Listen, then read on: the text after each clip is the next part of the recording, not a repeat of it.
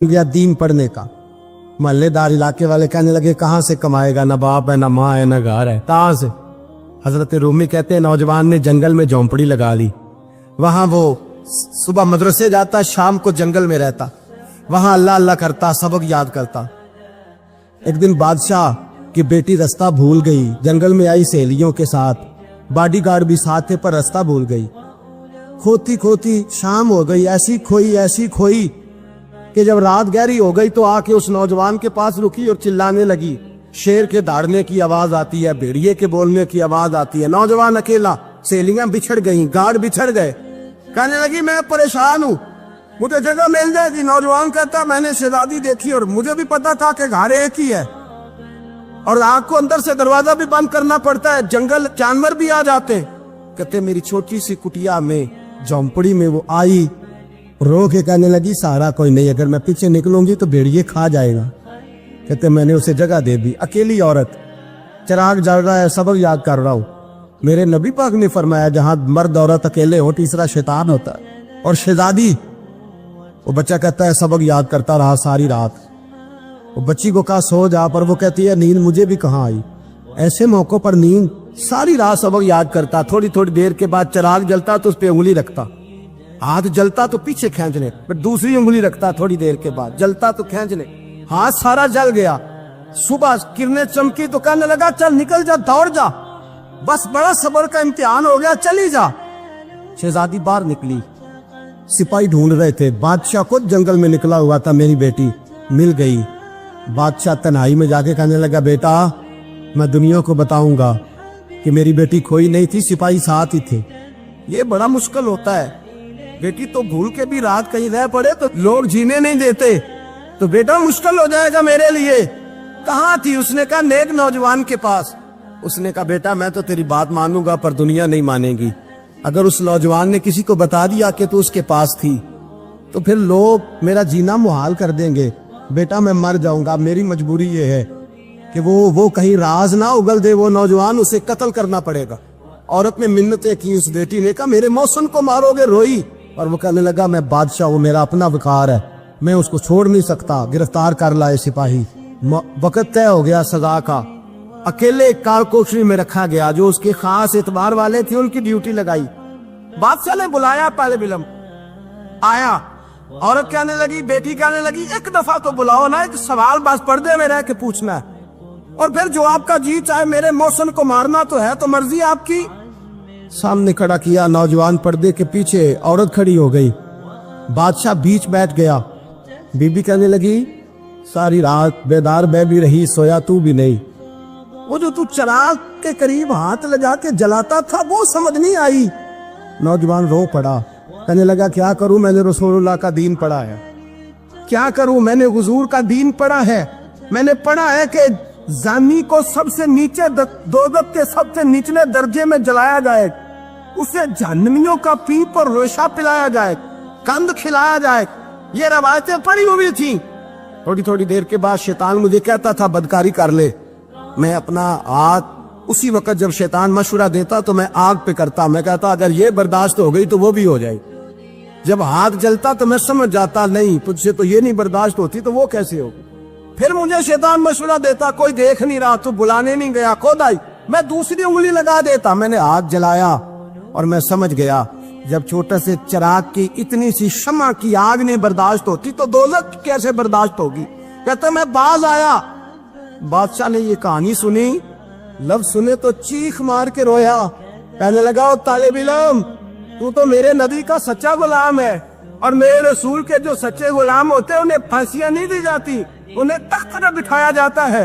अब तुझे सजा नहीं होगी बल्कि मैं अपनी बेटी का निकाह तेरे साथ करूंगा और मेरे बाद इस सल्तनत का बादशाह भी तू ही बनेगा।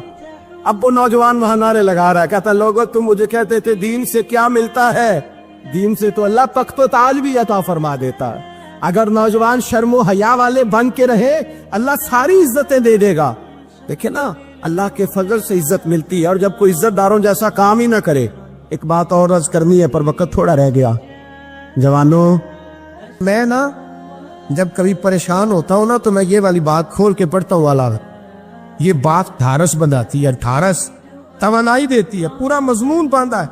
आला हजरत कहते बेरूपिया था, मदारी, रूप बदल बदल के दिखाया करता था, बादशाहों से इनाम लेता था। एक दिन औरंगजेब आलमगीर के पास आ गया, कहने लगा मैं रूप बदलूंगा, अगर आप पहचान ना सके तो मैं इनाम लूंगा।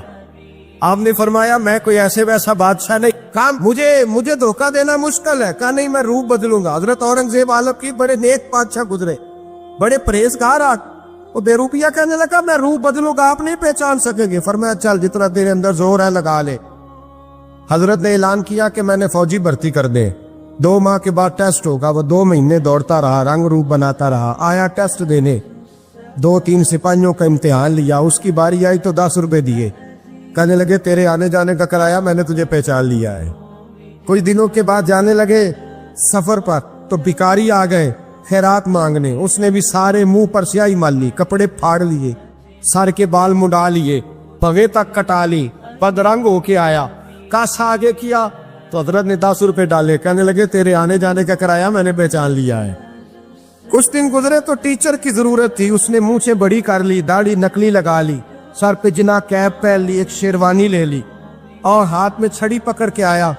कहने लगा मैं उस्ताद हूँ, 2-4 बंदों का इम्तिहान लिया, उसकी बारी आई तो 5 रुपए दिए, 10 रुपए दिए, का तेरा किराया मैंने पहचान लिया। 2 साल गुजर गए, वो जब भी आता हजरत पहचान लेते। एक दिन सफर पे जा रहे थे, बहुत बड़ा लश्कर था, जिहाद करने जा रहे थे औरंगजेब आलमगीर। तो देखा एक पहाड़ी है, पहाड़ी पे लोग जा भी रहे हैं आ भी रहे। औरंगजेब आलमगीर पूछने लगे यहाँ क्या है? कहने लगे बाबा जी बैठे हैं दुआ करते हैं, अल्लाह के नेक बंदे हैं। औरंगजेब कहने लगे यार पुराने लोग सारे ही अल्लाह वालों को मानते, ये भी मुसीबत आई है जितनी नहीं आई है, सारे लोग ही मानते। कहने लगे जरा मैं दुआ ना करा लूं, बच्चे काम जा रहा हूं। औरंगजेब बादशाह थे, बादशाह लोग नाजुक मिजाज होते हैं। घोड़े से उतरे, बड़ी मुश्किल से पहाड़ी पे चढ़े, ऊपर गए तो लाइन लगी है, बाबा जी कार में बैठे। कहने लगे मैंने मिलना, मैं औरंगजेब हूँ। उन्होंने कहा हमारा बाबा उस तरह का पीर नहीं कि अमीर आए तो रंग और हो, गरीब आए तो और हो, यहाँ अगर मिलना है तो लाइन में लग जाओ, सब एक जैसे। अब लाइन में खड़े हो गए, 50 आदमी आगे थे, कहते 51वां नंबर था। थक गया धूप में खड़ा खड़ा, जब मैं पहुंचा गार के दाने तो मैंने बाबा जी के चेहरे पे नजर डाली तो बड़ा नूरानी चेहरा, बड़ी खूबसूरत लबो लहजा। मैंने कहा मेरे जैसा आदमी भी पगड़ी बांध ले तो अच्छा लगने लग जाता है, बड़ा खूबसूरत अंदाज। कहते हैं मैं उनके पास अत्ताहियात की हालत में बैठ गया। मैंने कहा हुजूर मैं जा रहा हूँ जिहाद करने, दुआ करना। बुजुर्गों ने हाथ उठाए, अल्लाह इसकी मदद फरमा, दीन को गलबा अता फरमा, इससे दीन का सच्चा पक्का सिपाही बना। फिर थपकी दी, 2-4 नसीहतें निकाल डाली, देखना जुल्म न करना, ज्यादती न करना, जब तू जीत खर न करना, गुरूर न करना, नसीहतें भी कर दी। कहते अब जब मैं उठा तो 2-4 दिनार बतौरे नजराना मुसल्ले के नीचे रखे, और उल्टे कदम जब मैं गार से उतरा उन्होंने रुमाल झाड़ा और उठ के खड़े हो गए। कहने लगे आज नहीं तूने पहचाना, आज नहीं तूने पहचाना, मेरा इनाम बनता है, आज नहीं पहचाना, ला पैसे। औरंगजेब कहने लगा यार तूने याद कर दी, कहाँ चढ़ा कहाँ खड़ा रहा, धूप में थक गया, कमाल कर दी भाई तूने। बता तू क्या लेगा, अब तू जल्दी बता, वो कितने लोग पीछे धूप में खड़े हैं, लश्कर सारा खड़ा है, क्या लेगा? उसने कहा सबसे कीमती हीरे वो है जो तेरे सर के ताज में लगे हुए, मुझे तेरा ताज चाहिए। ओ भाइयों सुनना और याद रखना, मेरे आला हजरत कहते हैं बादशाह ने सर के ऊपर से ताज उतारा, बहरूपिये के कदमों में रखा और कहने लगे ये ले, और ये तो तेरा मांगने पर मैंने दिया है ना, मैं वापस आता हूं तो आना, मैं अपनी मर्जी से भी तुझे दूंगा। तूने औरंगजेब जैसे बंदे को धोखा दिया, आना।